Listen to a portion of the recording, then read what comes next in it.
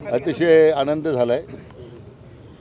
इतका ऐतिहासिक विजय अक्षय कर्डिलेंचा झालेला आहे.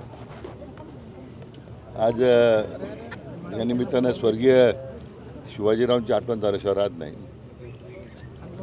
मला वाटतं त्यांच्या कष्टाचं फळ होतं आणि कार्यकर्त्याचं पाठबळ.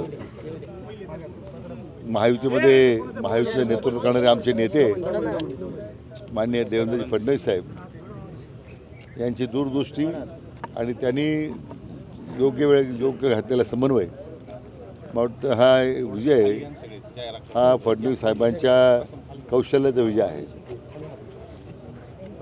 मी सगळ्या राहुरीकरांचा या विधानसभेतील मतदार बंधू भगिनींचा मनापासून आभार व्यक्त करतो. त्याचबरोबर हा विजय सुखरू होण्यामध्ये ज्यांचं मोठं सहकार्य मला लाभलं ते माजी मंत्री दादा तनपुरे यांनासुद्धा मी धन्यवाद देतो की ज्यांच्या सहकार्यामुळे आणि त्यांनी दिलेलं या निवडणुकीत घेतलेली समन्वयाची भूमिका, त्यामुळेच हा एवढा मोठा ऐतिहासिक विजय आम्हाला मिळवता आला. या विजयाचे शिल्पकार राधाकृष्ण विखे पाटील आहे. त्यांनी अशी कृषी गुगली टाकली की बारामतीचं ते पवार आहेत तिथे बसले गेले.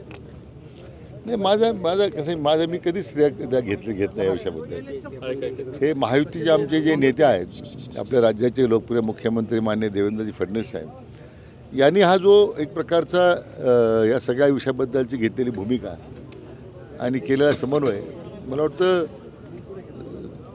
केवळ आत्ताच नाही तर 1 वर्षापूर्वी 1.5 वर्षापूर्वी राज्याच्या विधानसभेमध्ये महायुतीला जो ऐतिहासिक विजय त्यांनी मिळवून दिला, मला वाटतं त्याचा परिणाम आहे की राहुरी पोटनिवडणुकीत सुद्धा आम्हाला ऐतिहासिक विजय मिळवता आला. पश्चिम बंगालमध्ये अभूतपूर्व यश मिळालेलं आहे भाजपला. पश्चिम बंगालमध्ये जंगलराज संपलेला आहे.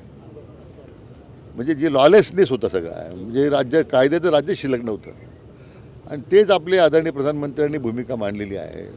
तेच आपले गृहमंत्री आदरणीय अमित भाईंनी मांडली होती की पश्चिम बंगाल हा घुसखोऱ्यांचा प्रांत झालेला आहे. घुसखोरीमुळे एक तर देशाच्या अंतर्गत सुरक्षिततेला धोका तयार झाला होता आणि ठराविक समाजाच्या मतासाठी लाचार झालेल्या ममता बॅनर्जीला स्वतःचं राजकीय महत्त्व होतं देशाच्या हितापेक्षा. मला वाटतं पश्चिम बंगालच्या जनतेनं त्यांना जी चपराक दिलेली आहे ना, भूषो न भविष्यती, देशाच्या सुरक्षिततेसाठी पश्चिम बंगालच्या विकासाकरता आदरणीय प्रधानमंत्री नरेंद्र मोदीजी यांच्यावर लोकांनी विश्वास व्यक्त केलेला आहे.